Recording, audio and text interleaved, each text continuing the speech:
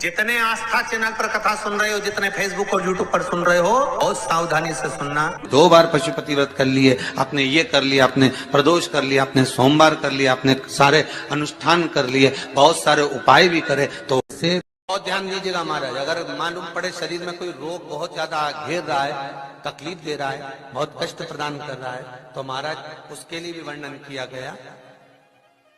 बेलपत्री के 7 पत्ते,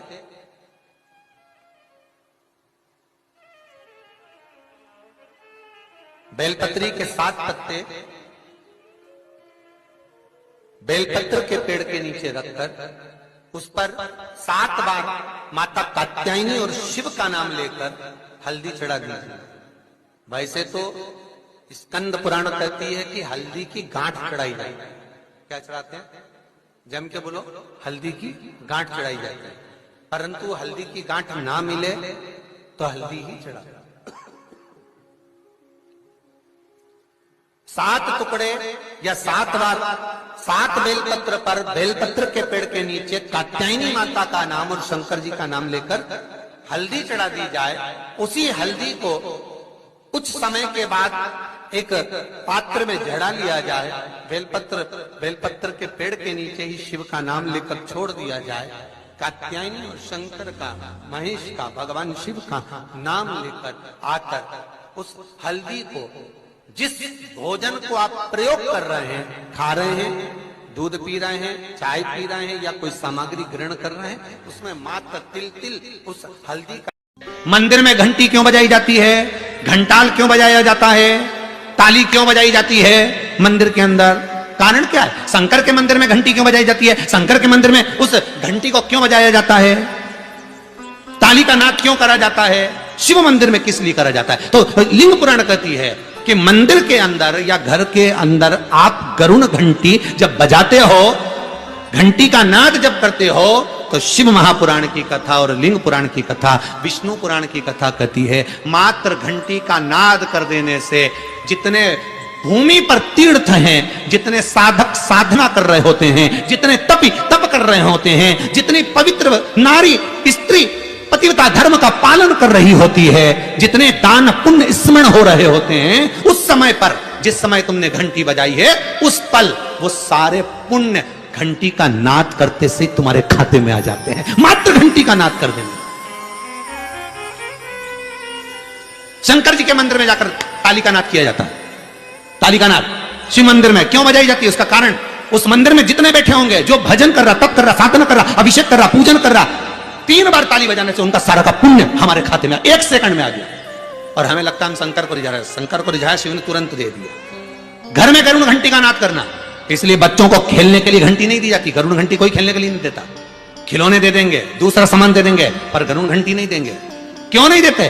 क्योंकि गरुण घंटी का जब नाद करा जाता है तो सबका पुण्य हमारे खाते में आ जाता है। कोई साधारण घंटी बजाना पूजन के समय पर, स्मरण के समय पर, भजन के, इसलिए घंटी भी हर कभी नहीं बजाई जाती, समय समय पर। और आपसे भी निवेदन है, मंदिर में भी जाओ ना तो घंटी का नाद करो तो बड़े प्रेम से करो। ऐसा नहीं कि तुम लेट बजाए जाओ बजाए जाओ बजाए जाओ, ऐसा ही नहीं कि लटकी है तो बजाए जाओ। क्या मतलब? वो घंटी को बजाने के लिए आएगी?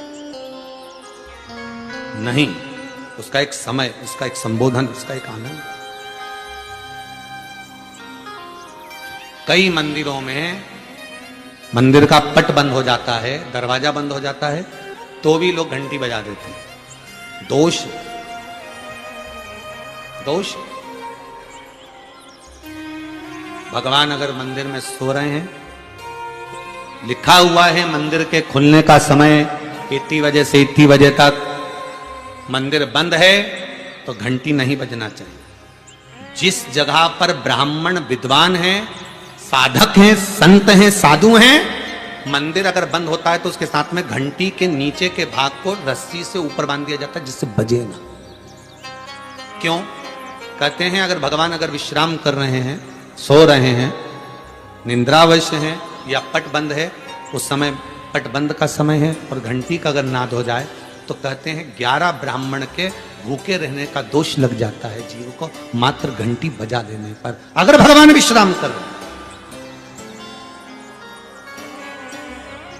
भगवान विश्राम अवस्था में है, पट बंद है, दरवाजा बंद है और लिखा हुआ है समय, मंदिर खुलने का समय 11 बजे से इतनी बजे तक, मंदिर बंद होने का समय इतनी बजे से इतनी बजे तक, और उस बीच में तुमने तो देख लिया कि पट बंद है, तुम तो आ गए, तुमने तो मन में सोचा हम तो इंदौर से आए, हम तो भोपाल से आए, हम तो वहां से आए, हम तो वहां से आए, और भगवान का मंदिर बंद है तो क्या हुआ, हम तो घंटी तो बजाएंगे, तो बजा ले जा। 11 ब्राह्मण भूखे रहने का दोष तुम्हारे खाते में। कितना सुंदर कहा है।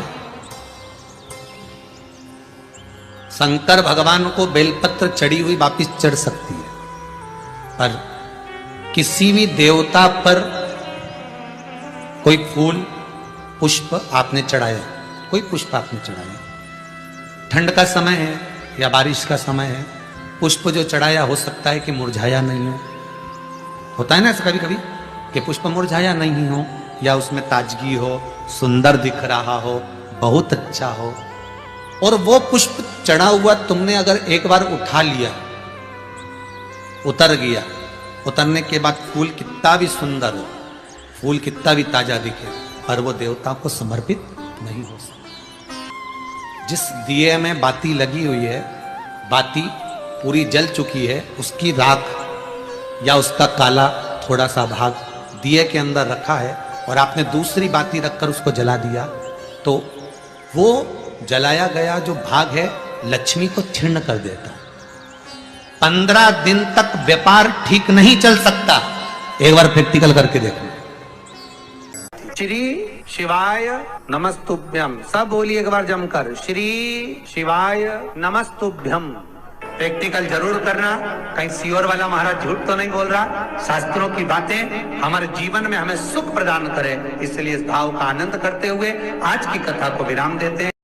श्री शिवाय नमस्तुभ्यम। मेरे चैनल को सब्सक्राइब करें, बेल आइकन प्रेस करें, जिससे कि आपको लेटेस्ट वीडियो की नोटिफिकेशन मिल जाएगी।